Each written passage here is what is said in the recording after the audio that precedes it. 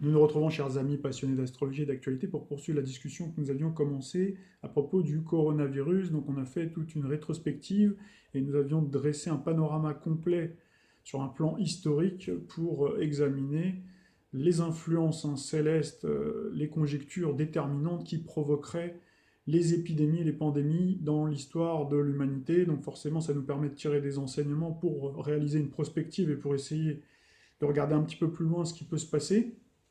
Alors ça, je vais vous en parler d'ici la fin de la vidéo, c'est promis, puisque la dernière fois, je sais que certains ont dû rester un petit peu sur leur faim, mais je vous ai expliqué les raisons pour lesquelles, donc j'ai fait cette petite pause. C'est parce que je sais que là, on arrive véritablement dans la période peut-être un peu plus délicate, dans cette période poisson, justement, où on va voir apparaître de nouveaux cas. Et d'ailleurs, on voit bien le gouvernement aujourd'hui qui vous parle de pandémie, qui vous parle de probable épidémie en France.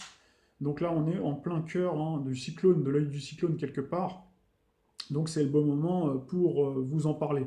Dans cette partie de vidéo, nous allons nous intéresser bien sûr à l'épicentre de ce virus, c'est-à-dire le berceau où est né ce virus, à savoir la Chine. En tout cas, c'est là où il a été propagé. Et donc, vous voyez ce soleil rouge. Donc, vous allez voir pourquoi je mets en avant en fait ce soleil rouge qui est associé à la Chine. Soleil rouge, et forcément, quand on pense à soleil rouge, on pense aussi à soleil vert. Donc, ça nous renvoie tout de suite à la couverture de The Economist 2020. Vous vous souvenez qu'on avait ces deux couleurs, couleur rouge et couleur verte. Et quand on parle de soleil vert, ben, ça nous fait penser à un film qui a marqué toute une génération qui s'appelle précisément Soleil Vert, dont je vais vous parler d'ici la fin de la vidéo. Mais pour l'heure, on va jeter un coup d'œil à la carte du ciel du thème astral de la Chine et bien sûr le comparer avec les conjectures célestes de ce début d'année 2020 pour tenter de comprendre pourquoi ce virus a pris son essor en Chine. Alors nous voici sur le formidable site AstroThème, donc qui vous indique que le thème fondateur de la Chine donc, est du 1er octobre 1949 à 15h15 à Pékin. Donc ça correspond donc à la révolution chinoise, la révolution communiste, sous l'égide, sous l'impulsion de Mao Zedong. Donc vous avez là un thème balance, ascendant verseau. Alors nous voici sur la carte du ciel du thème fondateur de la Chine, donc qui est marqué par un soleil dans le signe de la balance avec Mercure également et Neptune, Neptune qui symbolise bien le communisme et on retrouve ce carré à Uranus, Uranus qui symbolise le libéralisme, le capitalisme et c'est vrai qu'on a cette cohabitation assez particulière entre un régime communiste et une économie très libérale, d'ailleurs avec une Chine qui est à la pointe des nouvelles technologies et on retrouve bien Uranus qui loge en maison 5, la maison 5 dont l'almutène est le soleil qui rayonne. Et donc on retrouve également donc, Uranus qui peut symboliser aussi les catastrophes, la survenue de catastrophes de manière forcément imprévisible, puisque par définition une catastrophe ça survient toujours au moment où on s'y attend pas. Et là on a bien Uranus qui symbolise bien les nouvelles technologies, dans lesquelles la Chine excelle, mais en même temps, on retrouve des catastrophes.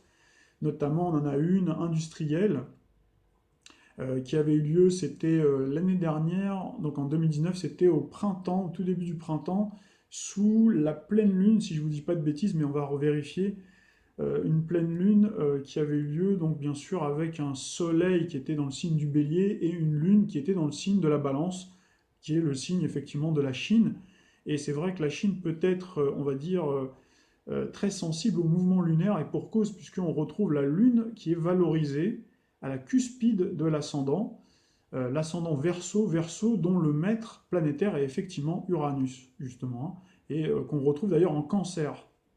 Donc là, on a bien cette interception entre la Lune et Uranus, donc qui peut expliquer justement la survenue de catastrophes. Donc qui dit catastrophe technologique, on peut très vite dériver sur une catastrophe humanitaire, forcément, c'est lié en général.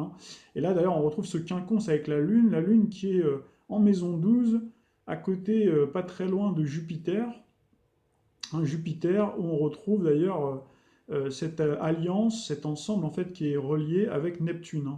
Donc, en fait, c'est comme si on avait donc Neptune qui symbolise la multitude, donc la foule, et c'est vrai que la Chine, c'est le pays le plus peuplé du monde, avec la Lune qui symbolise le peuple et Neptune qui symbolise la foule, qui symbolise la multitude.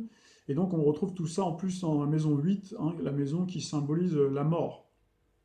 Donc voilà pourquoi aussi on a démarré, probablement on a choisi de cibler la Chine, hein, pour le démarrage malheureusement de ce coronavirus. Si on l'a fabriqué et s'il n'est pas né de façon naturelle comme on peut le pressentir, puisque on retrouve d'ailleurs Jupiter à 22 degrés 35, hein, du signe du Capricorne. Or en ce moment, qu'a-t-on?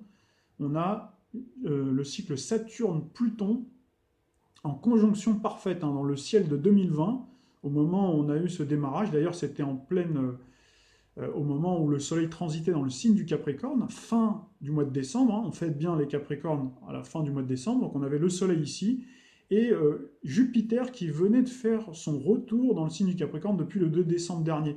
Donc c'est-à-dire qu'il y a un retour de Jupiter dans le signe du Capricorne, comme à l'époque, au moment où il y a eu la fondation de la Chine. Et on retrouve surtout cette conjonction Saturne-Pluton, donc la grande faucheuse, et le mortifère Pluton, donc en conjonction. Et tout ça, le Capricorne, hein, c'est un signe qui est en disharmonie avec la Balance, et c'est un signe qui est également en opposition avec le signe du Cancer. Ajoutons à cela qu'Uranus transite en ce moment, depuis quelque temps maintenant, le signe du Taureau. Et c'est la raison pour laquelle d'ailleurs on parle beaucoup, hein, de révolution intérieure, puisqu'à chaque fois qu'Uranus a transité le signe du Taureau, hein, il y a eu des mouvements révolutionnaires en Chine, hein. Donc là on reparle beaucoup de Hong Kong, etc., hein. Donc on a eu dans le passé, là vous regarderez sur le plan historique, à chaque fois qu'on a eu Uranus, hein, il y a eu des événements majeurs. Donc sur le plan historique, donc on pourrait s'étaler, mais je ne veux pas trop m'étaler, parce que sinon on a vite fait de discuter après d'autres choses, hein, que le sujet du jour. Donc voilà un petit peu pour la carte du ciel très rapide. Donc forcément Uranus donc vient se mettre en dissonance avec Pluton et Mars également, hein, d'accord? Et avec le Verseau bien sûr, et avec le Scorpion, puisqu'on retrouve Uranus ici, donc en opposition avec Vénus, donc dans le signe du Scorpion, et au carré, hein, en fait, on a les signes fixes, si vous voulez, qui sont actifs. On a à la fois signe cardinal et également signe fixe. Et également, ajoutons qu'au moment où on a eu le début, hein, de ce coronavirus, on avait également Mars, hein, qui débutait son transit, hein, dans le signe du Sagittaire. Et on avait également des éléments en poisson. De toute façon, on a Neptune, hein, qui séjourne de toute manière depuis un bon moment maintenant dans le signe, hein, du poisson, mais on avait également donc un transit d'un astre, c'était Vénus à ce moment-là, et on a eu tout de suite après Mercure, d'ailleurs Mercure qui est en ce moment, au moment où je vous parle, encore en mouvement rétrograde. Voilà, et là maintenant on a le Soleil, hein, carrément, et on a cette nouvelle lune, hein. Donc là forcément ça va créer encore plus, hein, de difficultés, et donc on va jeter un petit coup d'œil. Je vais vous passer quelques vidéos qui vont vous donner des éléments complémentaires, hein, à ce qui se passe réellement en Chine. Alors je sais que vous avez vous-même vos propres sources et que vous m'en avez cité quelques-unes. Forcément, on ne pourra pas tout passer. Je vais essayer de mettre en évidence, hein, dans la partie description, donc les différentes références que vous-même vous m'avez données. Donc moi je vais vous diffuser ce que j'ai comme source, hein, pour vous donner quelques explications, une autre vision en fait, hein, de ce coronavirus et de la manière dont il est géré en Chine, même si vous-même vous avez déjà vos propres sources, tout en sachant qu'il y a de fortes probabilités, effectivement, compte tenu de tous les éléments que l'on a, hein, qu'il a été fabriqué, puisque d'ailleurs on retrouve bien le Capricorne, hein, qui est le signe, c'est un signe industrieux, c'est le signe qui est lié aussi à la préparation, à la programmation de longue date. Là, il y a différentes sources d'ailleurs qu'on m'a communiquées, notamment un ouvrage donc, qui aura été édité carrément dans les années 80, etc. Donc vous avez plein d'éléments comme ça qui viennent se télescoper, qui vous montrent en fait que très probablement il y a eu une fabrication, hein. Donc là, ça rejoint encore ce que je vous disais avec Uranus également, qui est dans le signe du Taureau. Le Taureau, donc, qui est le signe de la nature, où on vous montre, hein, on vous fait croire que c'est naturel, mais encore une fois, on a Uranus qui est la planète donc des nouvelles technologies, qui est la planète de la sophistication, et on retrouve bien cette alliance avec l'ensemble que l'on retrouve dans le signe du Capricorne, le signe de la maîtrise, du contrôle, et c'est le signe, hein, de la recherche également, surtout quand on a Pluton. Pluton, vous savez que c'est alias Hadès, le maître des mondes souterrains, donc qui va creuser, qui va chercher, donc qui fait de la recherche, mais aussi c'est le monde de la finance, donc qui est là pour provoquer justement ces crises. Donc là, je vous renvoie à la vidéo précédente, donc sur le chaos, les raisons du chaos. Donc voilà, tout se rejoint. Et puis vous avez également, donc c'est là aussi l'objet de la discussion, puisque quand on parle du Capricorne, on parle des seniors. Et c'est vrai que cette maladie-là, elle a plus tendance à...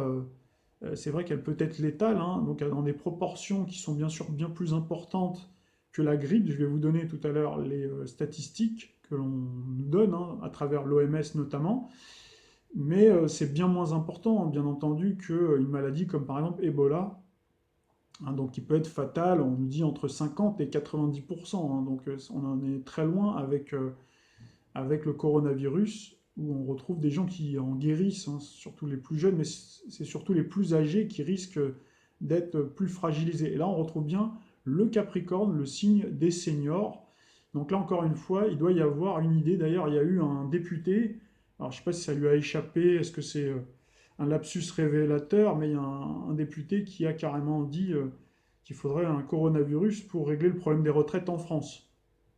Donc là, on se demande si justement, est-ce que ce coronavirus n'est pas là justement pour régler ce problème-là, justement, puisque vous savez que quand il y a des décès de personnes âgées, forcément, ils laissent leur retraite, pour laquelle ils ont travaillé toute leur vie, et donc tout ça, ça va, à un moment donné, il y a une partie, en tout cas importante, qui retourne à l'État.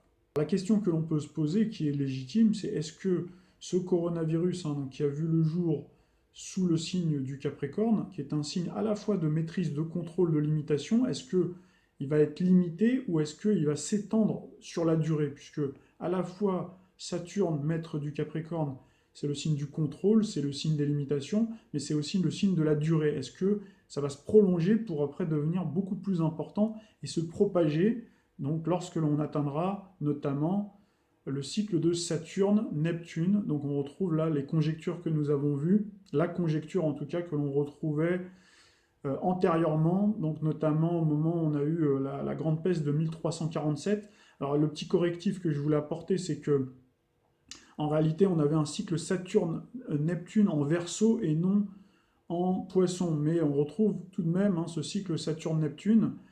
Donc là, on va le retrouver le 8 mars 2023. À partir de cette date-là, on va avoir ce début de transit de Saturne-Neptune. On aura eu juste avant Jupiter-Neptune également, la conjonction Jupiter-Neptune.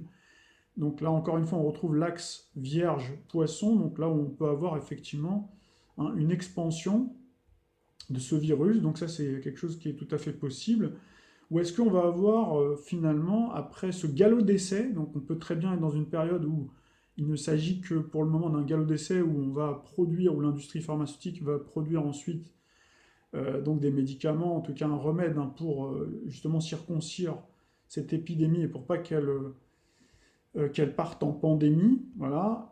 Et dans ce cas-là, donc, il y aura eu un contrôle finalement limité de la population, donc qui aura ciblé spécialement les personnes notamment âgées et quelques autres beaucoup plus jeunes, mais les organismes les plus fragiles, donc qui vont disparaître, donc ce qui aura fait disparaître beaucoup de monde.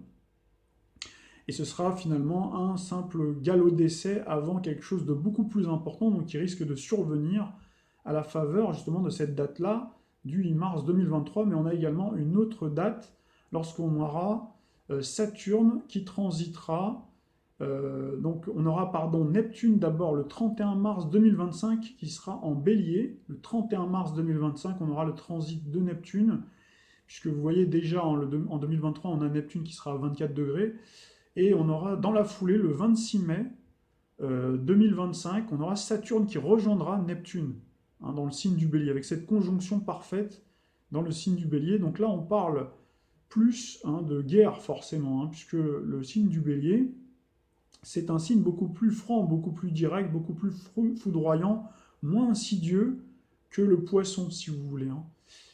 Donc là, est-ce qu'on va utiliser une arme beaucoup plus directe, beaucoup plus peut-être bactériologique, mais beaucoup plus assumée, avec cette opposition au signe de la balance, donc qui est toujours le signe de la Chine, bien entendu. Alors on verra si la France restera balance encore d'ici là. Est-ce qu'on n'aura pas donc une révolution avant la fin, normalement, du cycle de Uranus en taureau, probablement qu'il pourrait y avoir un changement de régime.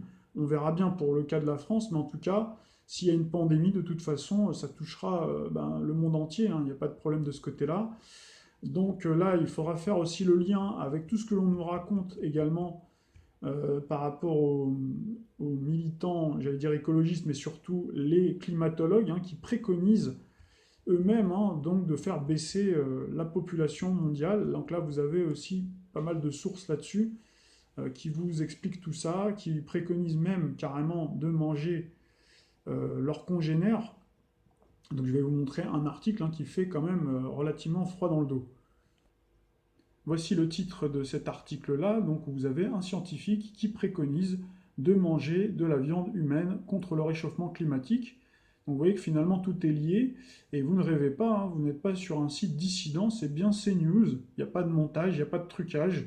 Et donc vous voyez la date, elle est récente, hein, 10 septembre 2019. D'ailleurs j'avais publié ça sur Facebook et ça a suscité pas mal de réactions, dont une justement très intéressante qui effectivement nous parlait de ce soleil vert. Donc là, quand on parle de la Chine, on parle du soleil rouge, et là on passe tout de suite à soleil vert, donc en référence à ce film mythique, hein, ce film d'anthologie qui a marqué toute une génération et qui est sorti en salle en 1973. Donc on va en parler dans quelques instants, mais avant ça, je voulais vous donner d'autres petites informations.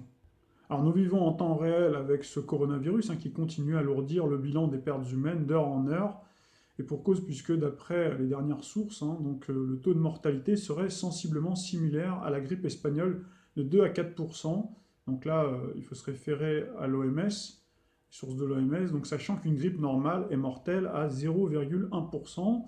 Alors vous avez en revanche Ebola, c'est ce que je vous disais, donc c'est une maladie beaucoup plus grave, qui est souvent mortelle à 50, entre 50 et 90%. Le virus se transmet à l'homme à partir des animaux sauvages et se propage. Nous pourrions parler, comme me l'a fait remarquer un fidèle abonné de la chaîne, que la maladie de Lyme, ou Lyme, est une maladie aussi insidieuse et très dangereuse, dont nous avons parlé quelque peu. On avait dit que les personnes qui voudraient s'échapper en forêt pour vivre dans la forêt ou vivre à la campagne, donc ça pourrait être difficile à cause justement de cette maladie-là. Hein. En termes de péril, en tout cas, c'est pas ce qui manque. Hein, si on ajoute les vaccins, les médicaments, les effets secondaires avec tous les adjuvants, les aluminiums, hein, tous les risques dommageables. Hein, on a des risques beaucoup plus dommageables, en tout cas dans les médicaments et les vaccins, que le bénéfice qui peut être apporté. La pollution de l'air, la pollution de l'eau, donc la morbidité à cause du travail, ou à l'inverse, pas de travail, le stress, on a déjà fait une chronique là-dessus, l'obésité, le diabète, les cancers, bientôt la 5G, sans compter toutes les guerres, les famines. Donc là, vous avez en fait toute une série comme ça. Hein. Bien sûr, on peut compter les catastrophes climatiques, les catastrophes technologiques. Hein. Avec tout ça, forcément, ben, ça peut amener à réduire considérablement donc la population mondiale, comme le préconise hein, le bras droit d'ailleurs climatologue de Merkel, dont on avait déjà parlé dans une précédente chronique. Donc là, je vais vous diffuser une vidéo, donc je vous disais, d'une personne chevronnée qui a pas mal étudié la question.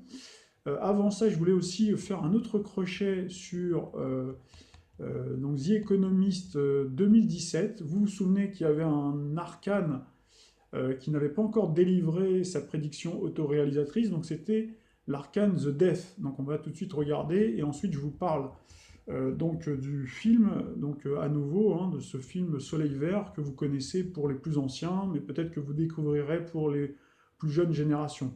Nous voici sur l'arcane sans nom, revisité à la sauce Rothschild, hein, qui figure sur la couverture de The Economist 2017, où nous retrouvons le glyphe du Capricorne, et je vous avais indiqué précédemment, dans la chronique notamment de la cathédrale Notre-Dame, que très probablement, il devrait y avoir une catastrophe en période Capricorne. C'est exactement ce qui s'est passé avec ce coronavirus.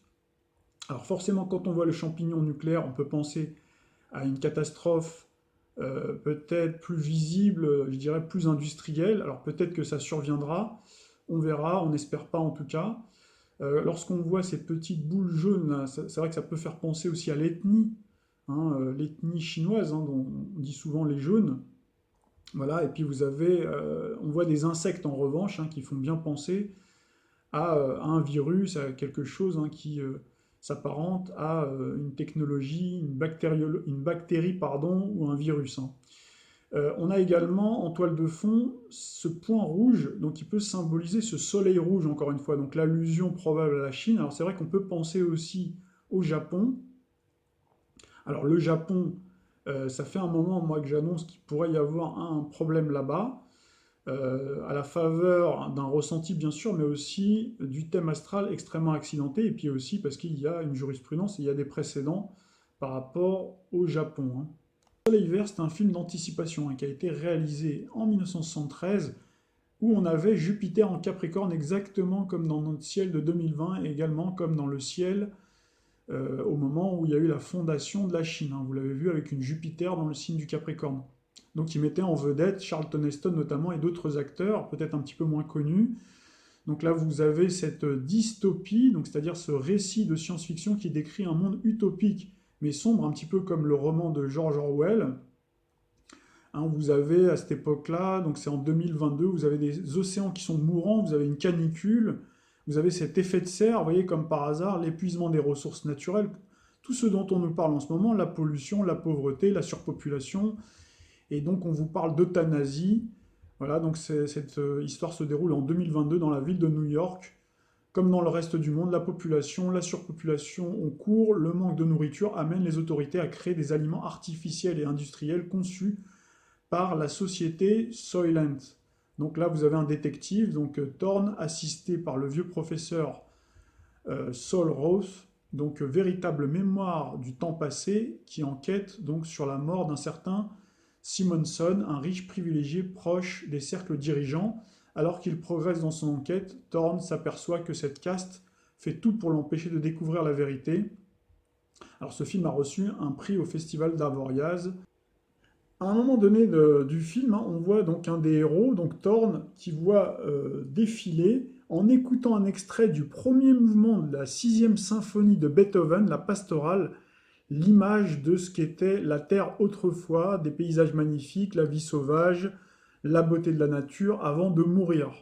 Et donc là, c'est intéressant aussi de relier cette symphonie de Beethoven avec la couverture de The Economist de 2020. On vous parle effectivement de Beethoven. Et donc, dans le film, Sol lui demande de trouver la preuve que la société Soylent n'est pas ce qu'elle prétend être. Thorne se glisse dans l'un des camions bennes qui emmènent les cadavres à l'extérieur de la ville vers un crématorium. En explorant les locaux de l'usine, il découvre alors que Soylent Green, c'est-à-dire Soleil Vert, est en réalité fabriqué à partir des cadavres de personnes euthanasiées. Selon le discours officiel, cet aliment est censé être fabriqué à partir du plancton.